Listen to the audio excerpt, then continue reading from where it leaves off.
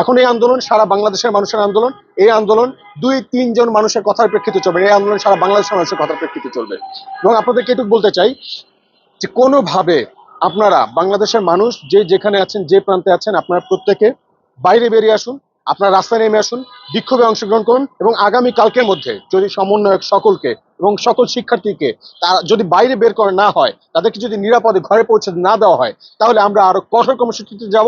এবং শুধু আমি যদি এই কথা বলার মতো অবস্থায় নাও থাকি, আমাকে যদি তারা তুলে নিয়ে যায় এবং খুন করে দেয়, গুম করে দেয়, আপনারা আপনাদের নিজ নিজ জায়গা থেকে আপনারা অবস্থান কর্মসূচি করবেন। শাটডাউন মানে সারা বাংলাদেশ শাটডাউন করে দেবেন। এবং আপনাদেরকে সবাই জানেন, গতকালকে আমাদের যারা সমন্বয়ক ছিল, সমন্বয়কদেরকে গোয়েন্দা সংস্থার লোক তুলে নিয়ে গেছে এবং এক এক করে কম বেশি সবাইকে নিয়ে গেছে। তবে এখন যারা এখন অবশিষ্ট ছিল, তাদের মধ্যে কয়েকজন কাজকে গ্রেফতার করা হয়েছে।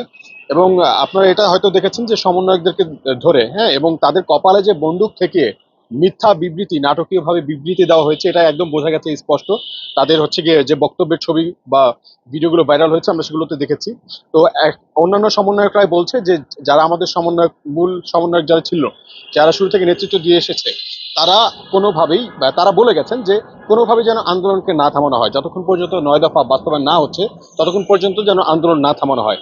তো তারই প্রেক্ষিতে আপনারা দেখেছেন যে আজকে সকল শিক্ষার্থীরা আজকে তারা বিক্ষোভ সমাবেশ করেছিল যে অতি দ্রুত যেন হচ্ছে গিয়ে সমন্বয়ক যারা আছে, সমন্বয়ক সহ অন্যান্য যে সকল শিক্ষার্থীদেরকে একদম গণগ্রেফতার করা হয়েছে এবং তুলে নিয়ে যাওয়া হয়েছে, তাদের উপর যেরকম মিথ্যা মামলা দেওয়া হয়েছে এবং নির্যাতন করা হচ্ছে, তাদেরকে যেন অতি দ্রুত ছেড়ে দেওয়া হয়, এরকম কয়েকটি দাবি মিলিয়ে শিক্ষার্থীদেরকে কিন্তু শিক্ষার্থীরা আজকে গণবিক্ষোভ করেছিল, একদম বিক্ষোভ কর্মসূচি করেছিল। এবং তারা কিন্তু আজকে চেষ্টা করেছিল প্রেস ক্লাবে কেন্দ্রীয়ভাবে এসে বিবৃতি দেওয়ার, কিন্তু আমরা দেখেছি যে সেখানে আমরা সবাই মিলে যাওয়ার চেষ্টা করেছি, কিন্তু পুলিশ প্রশাসন এবং অন্যান্য বিভিন্ন বাহিনী যারা ছিল, সেই বাহিনীদের এত পরিমাণ হচ্ছে গিয়ে মানে তারা ছত্রভঙ্গ করার চেষ্টা করেছে। এবং তারা যেভাবে ঢালাওভাবে যেই রাস্তার নাম ছিল, যে কোনোভাবে 1 থেকে 2 থেকে 3 জন হওয়া শুরু করেছিল, সাথে সাথে দেখা গেছে যে তাদেরকে গ্রেফতার করা হয়েছে। আজকে কিন্তু অনেক অনেক শিক্ষার্থীকে সায়েন্স ল্যাব থেকে 14 জনকে গ্রেফতার করা হয়েছে, ইসিবি থেকে গ্রেফতার করা হয়েছে একজন সেনাবাহিনীর একজন কর্নেলের ছেলেকে। তো এরকম দেখা গেছে যে যে বা যারাই আমাদের আজকে সমন্বয় যারা ছিল, তাদেরকে কিন্তু তুলে নেওয়া হয়েছে। এখন এই আন্দোলন কিন্তু এখন আর কোনোভাবে শুধু শিক্ষার্থীদের আন্দোলন নয়, আপনাদেরকে মাথায় রাখতে হবে তারা কিন্তু অলমোস্ট যারা সমন্বয় ছিল, লাস্ট যারা বিবৃতি দিয়েছে সেই সমন্বয়করা বলে দিয়েছে যে এখন সমন্বয় প্রত্যেকে যার যার নিজের ঘাড়ে দায়িত্ব তুলে নেন আপনারা। এই আন্দোলন এখন সারা বাংলাদেশের শিক্ষার্থী, শিক্ষকের, শ্রমজীবী, পেশাজীবী মানুষের, ডাক্তার, ইঞ্জিনিয়ার যারা আছে সবার, এমনকি যেই সেনাবাহিনী, পুলিশ এবং বিভিন্ন বাহিনী কর্মকর্তা আছে যারা এই আন্দোলনে শিক্ষার্থীদের উপর বাধাগ্রস্ত করার চেষ্টা করছে, তাদের সন্তানদের আন্দোলন কিন্তু এই আন্দোলন। তো আমি আপনাদেরকে এটুকুই বলতে চাই যে আমরা কিন্তু আমাদের আন্দোলন থামাচ্ছি না, আমরা আন্দোলন চালিয়ে যাব যতক্ষণ পর্যন্ত আমাদের সমন্বয়ক যারা আছে তাদেরকে অ্যাট ফার্স্ট বের হতে দিতে হবে, তাদেরকে একদম নিরাপদে তাদেরকে ঘরে ফিরে দিতে হবে। এবং আমরা সবাই মিলে সমন্বয়ক একসাথে বসে সিদ্ধান্ত নেবে তারা কি করবে, তারা কি আন্দোলন টিকিয়ে রাখবে কি রাখবে না। আমার মনে হয় না তারা আন্দোলন কোনোভাবে প্রত্যাহার করবে বা তারা আন্দোলন থেকে ফিরে যাবে যতক্ষণ পর্যন্ত তাদের 9 দফা বাস্তবায়ন না হচ্ছে।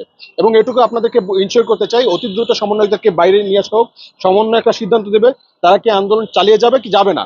এবং তারা সারা বাংলাদেশের মানুষকে বলবে যে তারা কি সিদ্ধান্ত নিয়েছে। এবং বাংলাদেশের মানুষ যদি, সাধারণ জনগণ যদি সিদ্ধান্ত দেয় যে আন্দোলন বন্ধ হবে, তাহলে শুধুমাত্র আন্দোলন বন্ধ হবে, এছাড়া আন্দোলন কোনোভাবে বন্ধ হওয়া সম্ভব নয়। ডিবি প্রধান বলেছেন তাদেরকে আসলে নিরাপত্তার জন্য হেফাজতে নেওয়া হয়েছে এবং তিনি জিজ্ঞাসাবাদ করছেন।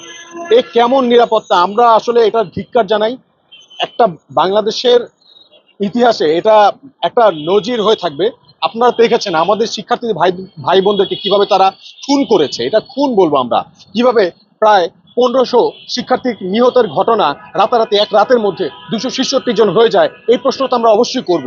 এবং আমরা তো দেখেছি যে সমন্বয়কদের, আপনারা দেখেছেন হয়তো আমাদের যে সমন্বয়ক নাহিদুল ইসলাম ভাই, তার উপরে সে ঠিকমতো প্যান্ট পরতে পারতেছিল না, তার উপরে কি নির্যাতনটা করা হয়েছে আমরা তো দেখেছি।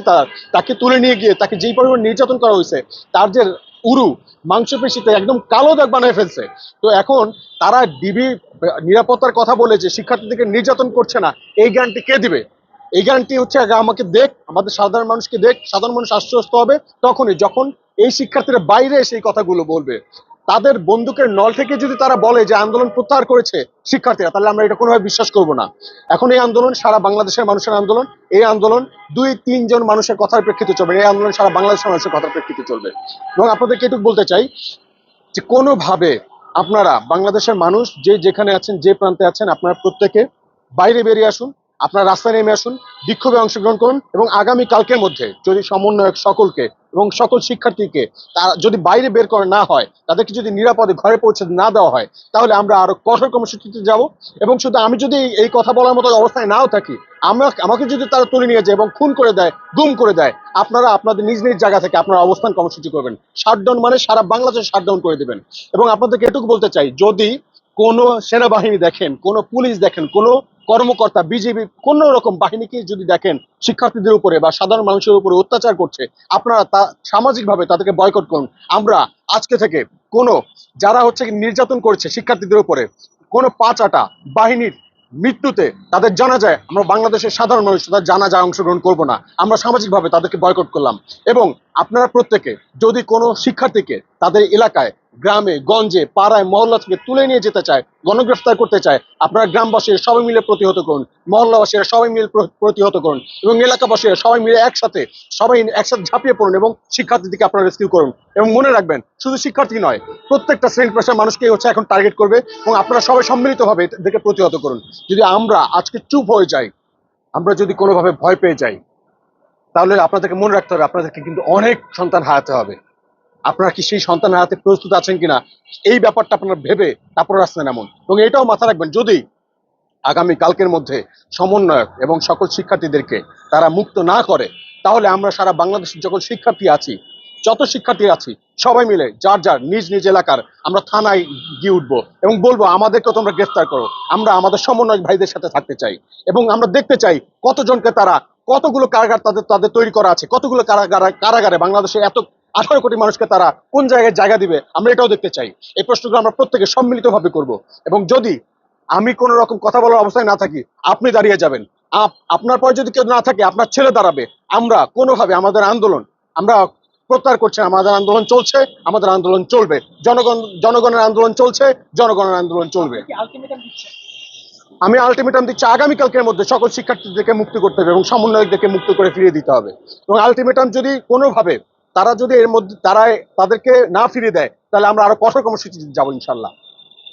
আপনারা আবু সাইদের পরিবারের কাছে গিয়ে জিজ্ঞেস করেন, আমার কাছে জিজ্ঞেস করলে আসলে লাভ কি বলেন? যার হারাইছে সেই তো বুঝে বেদনাটা কি।